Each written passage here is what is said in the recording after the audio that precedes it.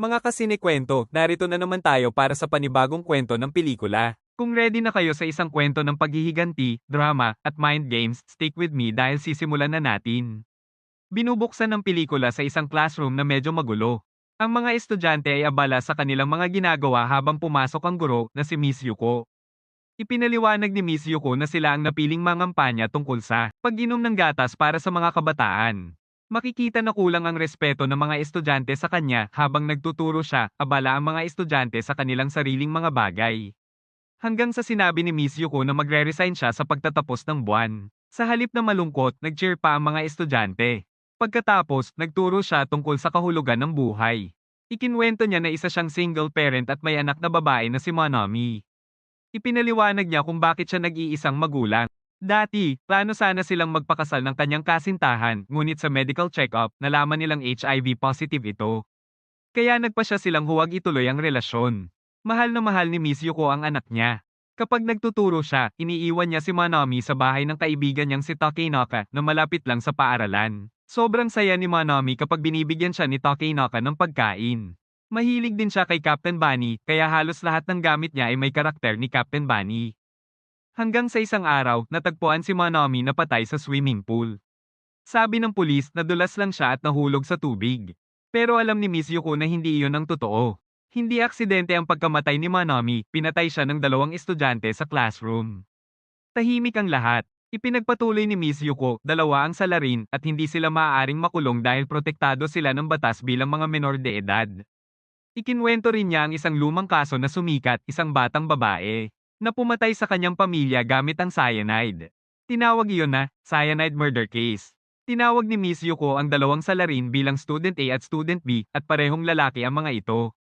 Ipinaliwanag niya ang mga katangian ng mga ito. Si Student A ay kilala bilang matalino at maraming imbensyon pero may mga chismis na mahilig siyang manakit ng hayop gamit ang mga imbensyon niya. Isang araw, pumunta siya kay Miss Yuko at binigyan siya ng wallet. Pagbukas ni Miss Yuko, nakuryente siya. Ito pala ang imbensyon ni Student A, ang anti-theft wallet na nanalo pa sa school competition. Dito na-realize ng lahat na si Shuya ang Student A, tinanong ni Miss Yuko kung bakit niya pinatay si Manami.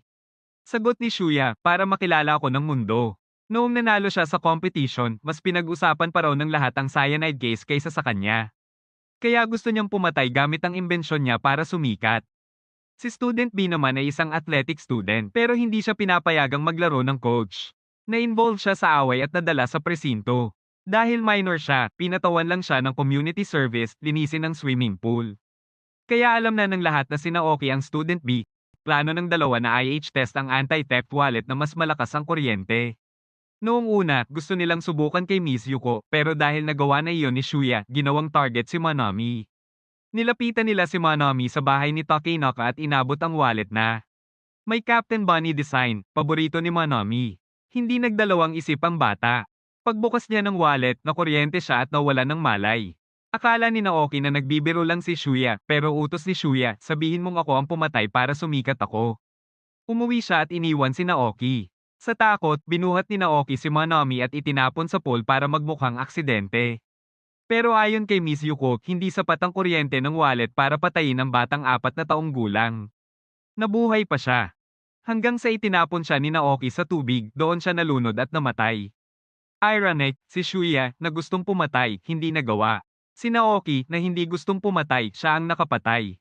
Dito sinabi ni Miss Yuko ang tunay niyang paraan ng paghihiganti, dalawa sa mga gatas na ininom ninyo kanina ay may halo na dugo ng ex-boyfriend ko na may HIV, nagulat ang buong klase.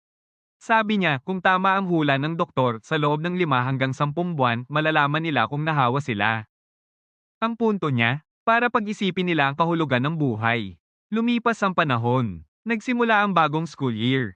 Si Miss Yuko ay pinalitan na ng bagong guro. Si Naoki, hindi pumapasok, ayon sa excuse letter, may sakit.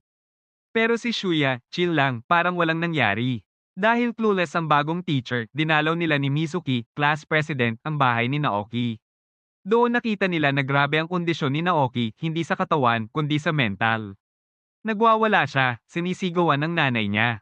At paranoid na baka ma-infect ang nanay niya. Samantala, si Shuya, siya naman ngayon ang bagong biktima ng bullying.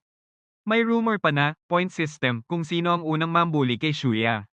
Sa bahay ni Naoki, binigyan siya ng nanay niya ng pampatulog para malinis siya. Pero lalo lang siyang nagwala. Isang araw, natuklasan ng teacher ang isang note tungkol sa bullying. Pinaghinalaan nila si Mizuki na nagsumbong, kaya si Mizuki naman ang binubuli ngayon. Nagkita sina Shuya at Mizuki. Ipinakita ni Shuya ang HIV test result niya, negative siya. Alam ni Mizuki na hindi magagawa iyon ni Miss Yuko. Naging close sila, nagkarelasyon pa. Sa school, dahil napuno na si Shuya, kinuha niya ang dugo niya at ipinahid sa isa sa mga bully. Nagpanik ang lahat. Sinabi niya, kapag di kayo tumigil, haawaan ko kayo. Threat lang, hindi totoo. Samantala, si Naoki pumunta sa supermarket at ipinahid ang dugo niya sa lahat ng items. Napilitan ng nanay niyang bayaran ang mga ito. Pag-uwi, inamin ni Naoki sa nanay niya ang totoo, siya ang pumatay kay Manami at hindi talaga HIV ang pinainom ni Miss Yuko, psychological revenge lang iyon. Si Mizuki naman, inamin kay Shuya ang tunay niyang pagkatao, siya ang batang pumatay sa pamilya niya gamit ang cyanide. Si Naoki, sa sobrang pagkalugmok, hindi na nakayanan ng nanay niya, sinubukan nitong saktan ang sarili, pero nauwi sa trahedya, napatay siya ni Naoki mismo. Si Shuya naman, nang malaman ng totoo kay Mizuki, galit na galit. Pinatay niya si Mizuki. Ikinwento niya ang nakaraan niya, mahirap ang buhay nila, sobrang strict ng nanay niya, at lamaking desperado sa atensyon nito. Gumawa siya ng vlog, imbensyon, at iba pa, pero hindi man lang siya tiningnan ng nanay niya. Kaya naisip niya, kailangan kong gumawa ng krimen para mapansin niya ako. Naghanda siya ng bomba sa auditorium. Plano niyang pasabugin ito gamit ang cellphone. Graduation day. Nag-speech si Shuya. Pagkatapos, pinindot niya ang trigger. Walang nangyari. Tumawag si Miss Yuko at sinabi niya ang totoo, kinuha niya ang bomba at inilipat sa opisina ng nanay ni Shuya. Ibig sabihin, ang pinasabog ni Shuya ay ang sariling ina. Nang marinig niya yon, napahagulhol si Shuya. Lumapit si Miss Yuko at sinabi, ito pa lang ang simula ng paghihirap mo. Doon natapos ang pelikula. Sobrang grabe talaga. Pinaka nagustuhan ko ay kung paano naghiganti si Miss Yuko. Hindi sa physical, kundi psychological, at mas malala iyon. Para sa akin, ang Confessions ay hindi lang simpleng thriller. Isa itong obra na puno ng suspense, mind games, at moral dilemmas. Mapapaisip ka tungkol sa hustisya, galit, at kung paano ang mga aksyon natin ay may malalim na epekto sa buhay ng iba. Talagang kakaiba ang pagkukwento at intense ang bawat eksena. Sana na-enjoy ninyo ang kwento at naranasan ng suspense at drama na dala ng pelikula. Huwag kalimutang mag-like, mag-subscribe, at i-hit ang notification bell. Salamat sa panonood ng Sine Kwento Recaps.